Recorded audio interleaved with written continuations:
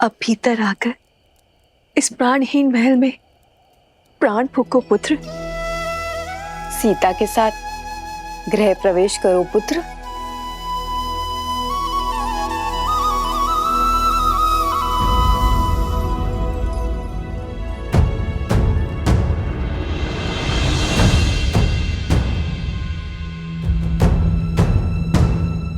क्या हुआ पुत्र? इन हाथों ने पुण्य स्थापित करने के लिए बहुत बड़ा पाप किया है मां।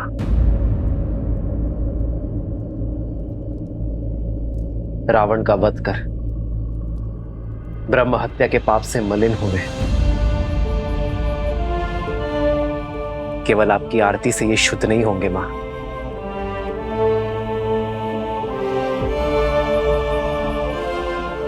तो क्या हमारे स्नेह में या आरती में कोई कमी रह गई है पुत्र? आपके स्नेह में कोई कमी नहीं है मां, कमी है माताओं की उपस्थिति में।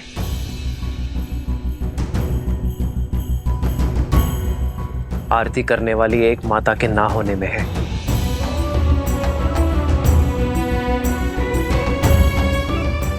इस आरती के लिए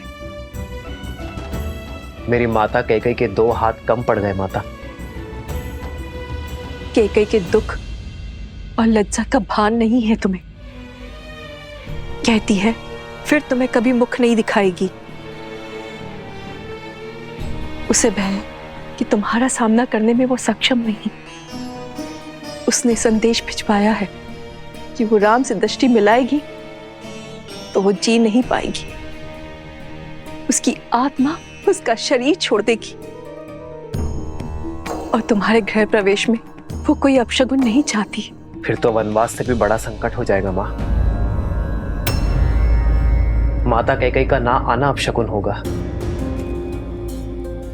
मेरी माता कैकेयी के आशीर्वाद के बिना मैं नगर में तो प्रवेश कर गया, किंतु गृह प्रवेश नहीं कर पाऊंगा। प्रवेश नहीं कर पाऊंगा। प्रवेश नहीं कर पाऊंगा। रघुनंदन तो बन गया, किंतु रघुकुल का राजा नहीं बन पाऊंगा।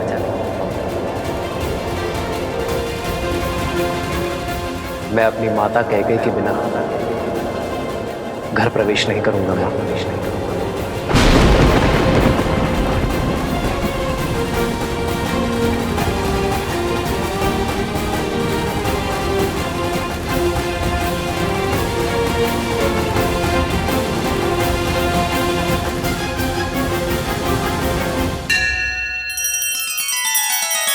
श्री रामचंद्र कृपालु भजु मन हरण भव भय दारुणम।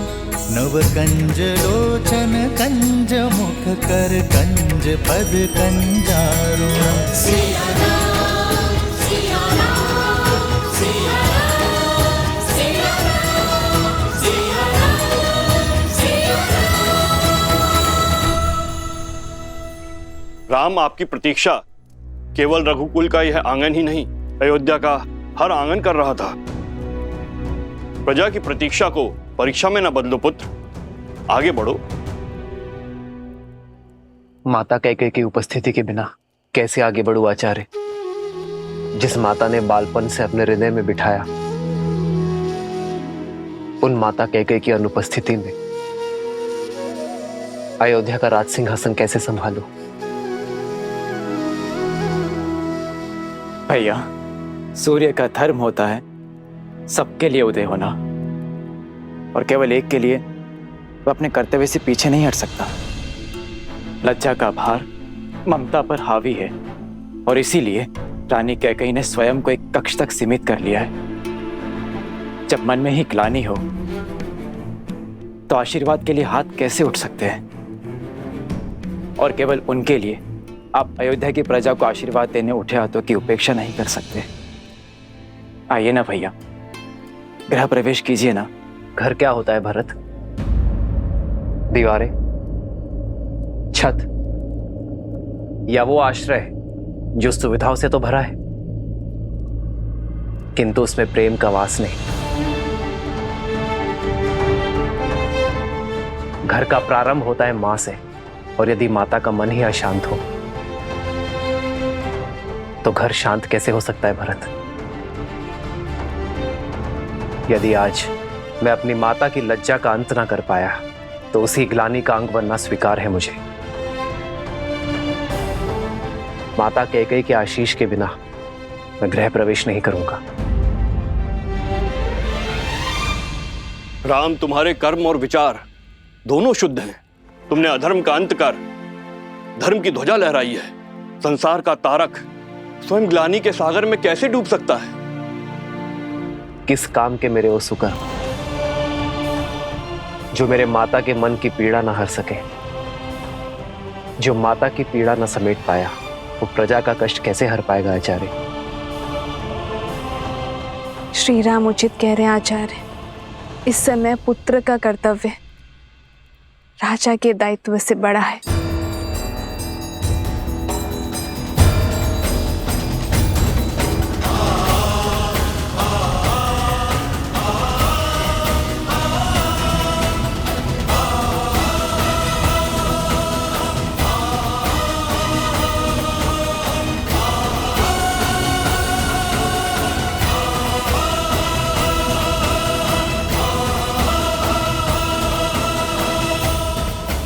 जब तक माता कैकेयी गृह प्रवेश की आरती नहीं करेंगी, सियाराम के पग इस घर के चौखट को नहीं छोड़ेंगे।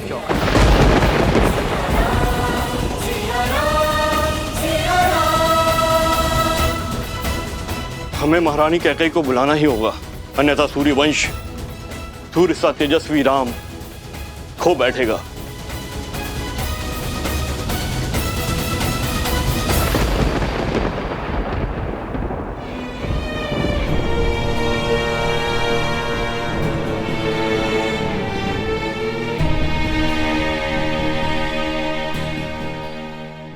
कस के पकड़ो, आंखें लक्ष्य पर, प्रत्यंचा तनी हुई। अब इसे खींचो और छोड़ दो। और कब तक आप अयोध्या के आकाश पर शोक का मेघ बनकर छाई रहेंगी? कब तक आप अयोध्या के आनंद पर ग्रहण बनी रहेंगी? वर्षों के बाद दुख की धरा पर सुख की किरण पड़ने ही वाली थी। राम भैया अयोध्या में पग धरने ही वाले थे, किंतु वे द्वार पर खड़े केवल आपकी हट के कारण। महारानी, सही कहा तुमने। अपने कुकर्मों का भार अपनी मृत्यु शैया तक ढोऊंगी मैं। अपने एक पुत्र को सिंहासन पे बिठाने की चेष्टा में मैंने अपने दूसरे पुत्र को वन की अग्नि में झोंक दिया। अब शकुन का दूसरा रूप हूं मैं। राम के आने की शुभ घड़ी को अपनी उपस्थिति से मैं अशुभ कैसे कर दूं? कैसे दृष्टि मिलाऊंगी मैं अपनी राम से? कैसे? आपका दुख, आपका पश्चाताप ना ही आपके द्वारा किए गए कुकर्मों को मिटा सकता है और ना ही आपके प्रति राम भैया के प्रेम को। आपने चाहे जो भी अनिष्ट किए, किंतु भैया सदा आपको अपनी माता मानते हैं। आपसे जो भी अपराध हुआ वो क्षमा योग्य तो नहीं, किंतु आप अपनी ग्लानि की अग्नि में राम भैया के आनंद के वेला को नहीं झुलसा सकती। किंतु राम भैया अडिग है कि जब तक आप उनके द्वार पर आरती नहीं उतार देती, तब तक वो ना ही भीतर आएंगे और ना ही राज्याभिषेक करवाएंगे। चलिए, ईश्वर के लिए चलिए। मैं नहीं आ सकती। कैकेयी की राजकुमारी शक्तिशाली थी, किंतु अपने पुत्र के लिए श्राप लेने वाली ये अभागन मां दुर्बल है। भय है मुझे कि अपने राम के समक्ष आते ही मेरा हृदय मेरे साथ कोई छल न कर बैठे, मेरी धड़कन रुक न जाए। यदि ऐसा हुआ तो एक बार फिर मेरे राम का मार्ग रुक जाएगा। मेरी मृत्यु के कारण मेरे राम के आगमन की शुभ घड़ी अशुभ घड़ी में बदल जाएगी। नहीं, मैं ये पाप कदाचित नहीं होने दूंगी।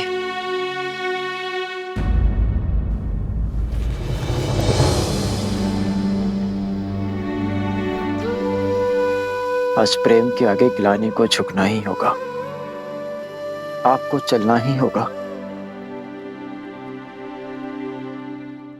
नहीं चल सकती मैं भरत, क्षमा कर दो मुझे। समझाओ मेरे राम को कि मेरा मन और विवेक मेरे वश में नहीं। अब तो प्रभु से सिर्फ इतनी ही प्रार्थना है कि मैं शीघ्र ही अपने राम को राज सिंहासन पर बैठे हुए देखूं। उसके पश्चात मैं निश्चित रूप से अपने प्राण त्याग सकती हूँ। उसके पश्चात मैं तुम्हारे पिताश्री से क्षमा मांगने परलोक जा सकती हूँ। कदाचित तभी मेरी आत्मा को शांति मिलेगी। क्षमा कर दो भरत, क्षमा करो। निर्बलता के इस क्षण में कैकेयी को विश्वास दिलाने का बल देना नारायण, कैकेयी को राम की दृष्टि मिलने का संबल और उसे आशीर्वाद देने का साहस देना। राम के लिए, अयोध्या के लिए कैकेयी का चित्त शांत करना होगा आपको।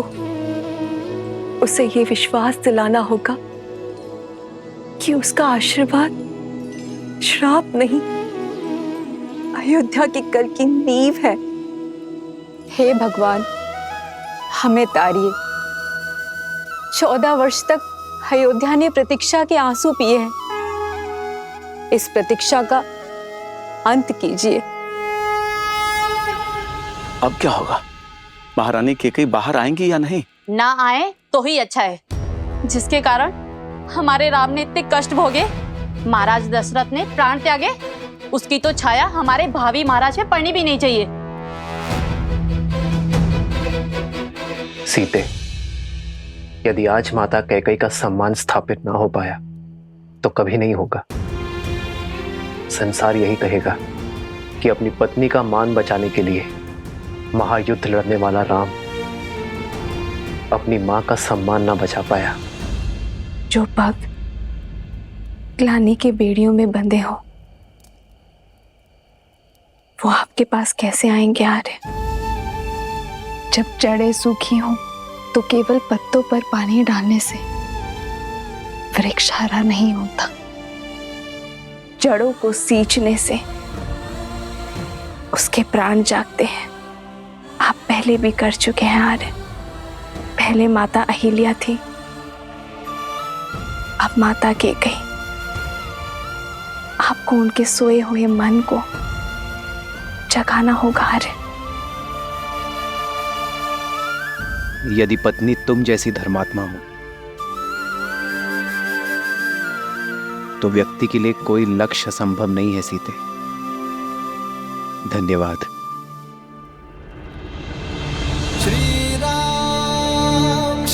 राम राम राम श्री राम। महल के स्थान पर ये कहाँ चले गए श्री राम?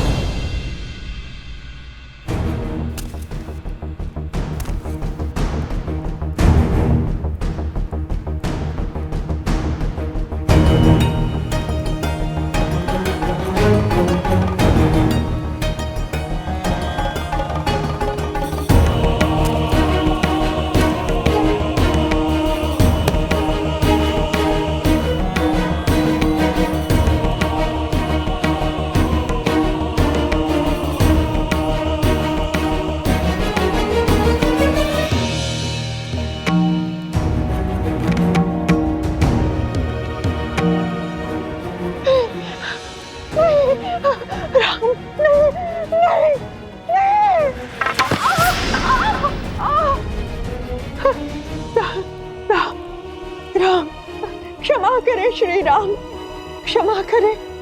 ये दुष्टा अपने सारे अपराध स्वीकार करती है।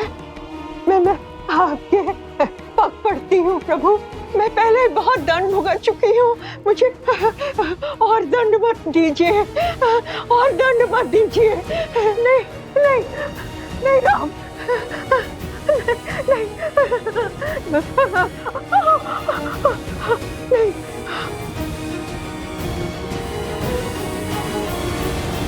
क्या श्री राम क्षमा करेंगे इसे? इतना करने के पश्चात तो रावण को भी क्षमा नहीं मिली थी। इसे तो जितना दंड मिले उतना कम है। यही तो थी जिसने महारानी कैकेयी के मन में अधर्म का, अन्याय का और ईर्ष्या का बीज बोया।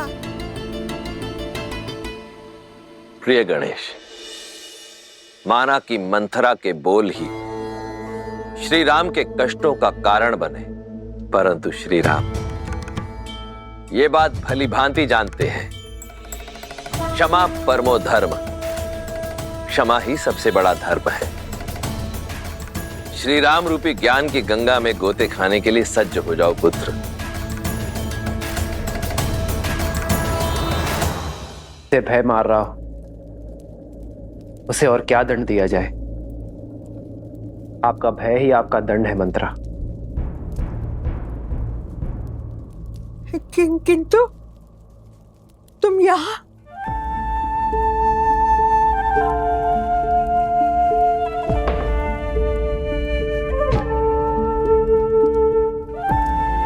मैं आपको क्षति पहुंचाने नहीं,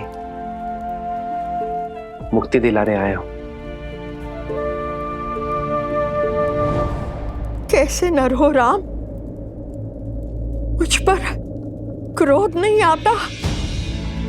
अयोध्या के 14 वर्ष के दुष्काल का कारण हूं मैं। तुम्हारे वनवास का कारण महाराज दशरथ की असमय मृत्यु का आधार हूं मैं। मेरे इन अपराधों को दंड देने का मन नहीं चाहता। आपने कुछ नहीं किया मंत्रा, ये तो नियति थी, समय था जो ऐसा चाहता था।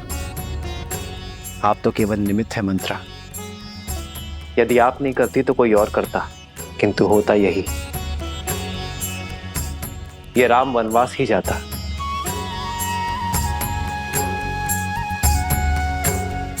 निमित्त बनने का दंड तो आप भोग चुकी हैं, अब बारी मुक्ति की है।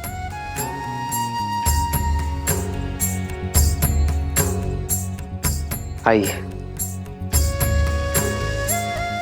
आइए मंत्रा।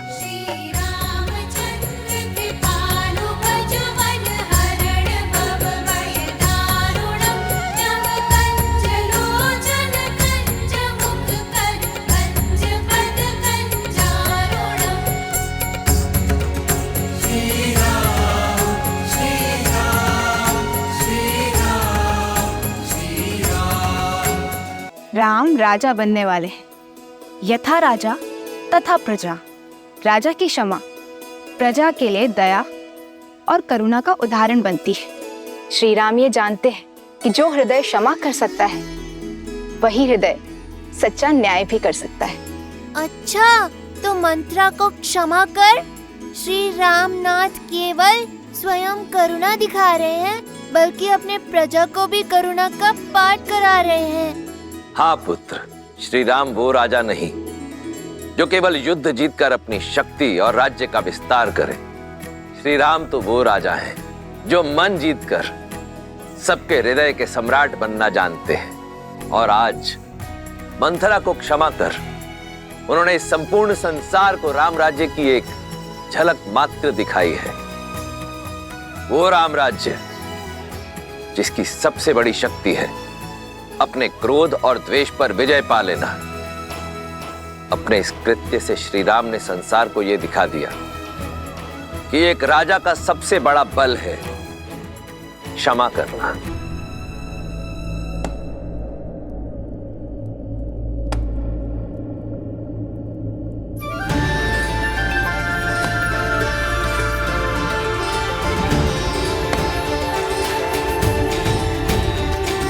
श्री रामचंद्र